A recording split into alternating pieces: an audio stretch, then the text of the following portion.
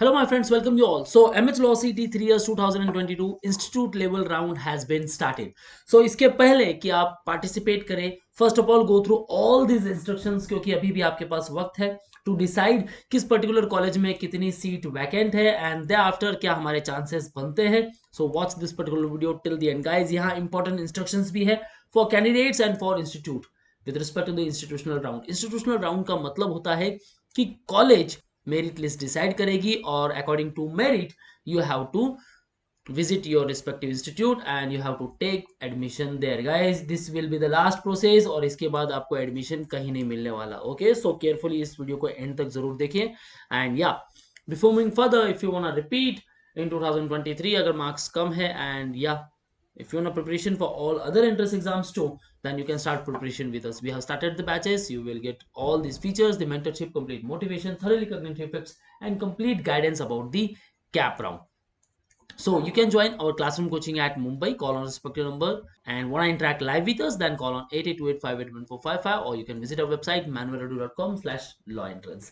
First of all, my friends, come to the official website और यहाँ आप देख सकते हो application form filling, editing, choice giving for institutional level round has been started and will be available till 3rd of December. So काफी अच्छा time है आपके पास. Now go through all this instruction first. Okay, so यहाँ one by one हम इनके बारे में बात करेंगे. So here it is.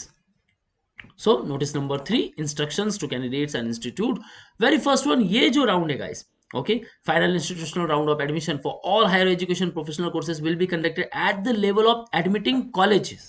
ठीक है, कॉलेज अपनी वेबसाइट पर वैकेंसी रिपोर्ट अपडेट करती है, आपको पोर्टल पे भी मिल रहा है. And this will be the last. Okay, so all ACAP seats available for admission in round 3 institutional round will be filled in through the system generated merit list. Okay, एक merit list तैयार होगी और merit list में आपका नाम होगा, then आपको वहां जाकर एडमिशन ले लेना है. The unaided college institute department वो have not surrender the institutional level quota to CET cell will be able to fill the management quota seats. हर एक इंस्टीट्यूट में मैनेजमेंट कोटा सीट्स भी होती है और ए कैप सीट्स भी होगी.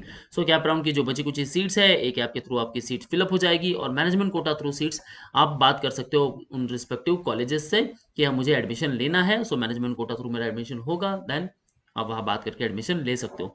Candidate will view the vacancy position in each college on the portal. आप देख सकते हो वैकेंसी रिपोर्ट और कैसे चेक करनी है. सो यहाँ देख सकते हो आप करंट वैकेंसी रिपोर्ट, और वैकेंसी रिपोर्ट में यहाँ पर्टिकुलर यूनिवर्सिटी, पर्टिकुलर कॉलेज और उनकी वैकेंसी रिपोर्ट. तो यहाँ पता चल रहा है कि महाराष्ट्र स्टेट को लेकर ओनली 2 सीट्स, एनआरआई को लेकर 5 सीट्स स्टिल वैकेंट. सो एनआरआई की जो सीट्स है ये ओएमएस कैंडिडेट को जा सकती है क्योंकि यहाँ 2 सीट्स है. ओके, 5 to 7 हो जाएगी और रिस्पेक्टिव कैटेगरी वाइज ये सीट्स है. सपोज अब यहाँ महाराष्ट्र स्टेट को लेकर वैकेंसी है ओनली 2. ओके, और कैंडिडेट्स ट्राई कर रहे हैं 200 और आपका मेरिट में रैंक है 50, तो क्या आपके चांसेस है? नहीं गाइस.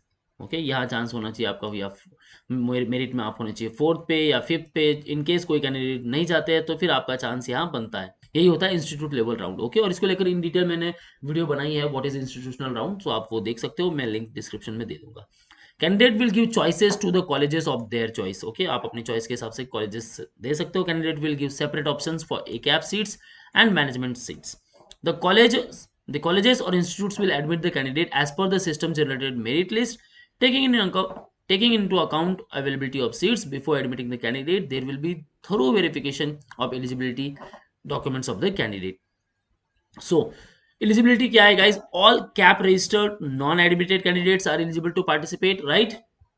अगर आप एडमिटेड कैंडिडेट हो देन आपको कैंसिल करना होगा एडमिशन राउंड 1 का या फिर राउंड 2 का, उसके बाद आप ट्राई कर सकते हो.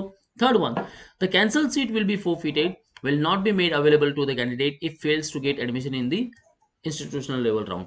अगर आपने राउंड 1 या राउंड 2 का एडमिशन कैंसिल किया और इंस्टीट्यूशनल लेवल राउंड पर ट्राई किया और यहाँ आपको कोई सीट नहीं मिली, तो वो आपकी जो पहले वाली सीट है वो भी कैंसिल हो जाएगी. सो इसलिए मैं कहता हूँ कि राउंड 2 में अगर अच्छी खासी सीट मिली है देन इंस्टीट्यूशनल लेवल राउंड में पार्टिसिपेट मत करो गाइस, एडमिशन ले लो वहीं. राइट, अब प्रोसेस स्टार्ट हो चुका है इंस्टीट्यूशनल लेवल राउंड. सो कैसे करना मैं इन डिटेल बताऊंगा. So next one, candidate who have failed to register in round 1 round 2 will be able to register in institutional level round, but their documents will not be scrutinized by e-scrutiny team. कोई scrutiny team बैठी नहीं है वहां. Okay, so ये whole and soul आपकी responsibility होती है कि आप सारे डॉक्यूमेंट्स जो है वो केयरफुली अपलोड कर रहे हो. ताकि कॉलेज ये डॉक्यूमेंट वेरीफाई कर सके और आपका एडमिशन भी हो सके। इन केस अगर कॉलेज वेरीफाई करती है और डॉक्यूमेंट्स में कुछ मिस्टेक होती है, मिसमैच होता है, देन आपका एडमिशन कैंसिल हो जाएगा। All candidates who have registered for institutional level round on the CAP portal for the first time will be placed below the first and second merit list candidate irrespective of the CET and academic score. So यहाँ आप सबसे नीचे आ जाओगे अगर आप direct third round में participate कर रहे हो, तो चांसेस बहुत कम है। तो मैनेजमेंट कोटा थ्रू सीट्स के लिए आप ट्राई कर सकते हो। Editing the CAP application form and giving college choices.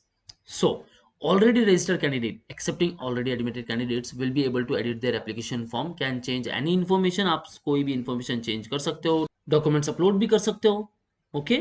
But their application will not be scrutinized by the scrutiny team. यानी scrutiny team कोई भी बैठी नहीं है, ये आपको ध्यान में रखना है। It is mandatory for the candidate to give maximum college choices, क्योंकि guys इंस्टीट्यूशनल लेवल राउंड में देखो हर एक के मेरिट में आप आओगे। हो सकता है कि एक पर्टिकुलर कॉलेज की मेरिट लिस्ट में आप 10th पर आ रहे हो, तो किसी पर्टिकुलर कॉलेज की मेरिट लिस्ट में आप 5th पर आ रहे हो। सो यहाँ एडमिशन अगर नहीं बनता तो यहाँ तो चांसेस आपके होंगे ही।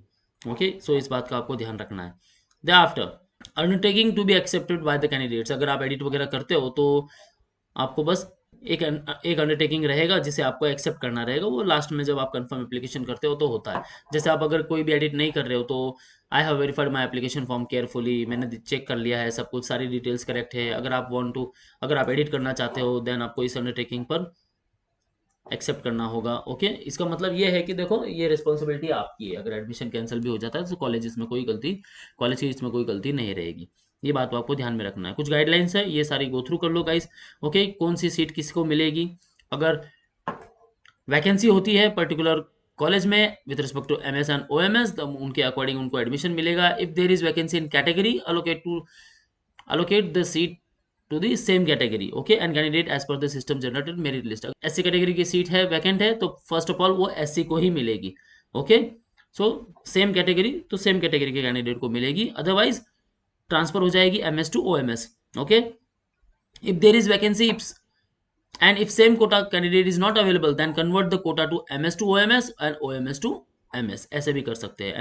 एनआरआई की सीट जो है वो मोस्टली महाराष्ट्र स्टेट के कैंडिडेट को चली जाएगी। द आफ्टर एनआरआई सीट्स कैसे फिल होगी, okay, in the government aided and aided minority institute, तो वो जाएगी ऑल इंडिया कैंडिडेचर को। ओके, सो आप चेक कर सकते हो गाइस।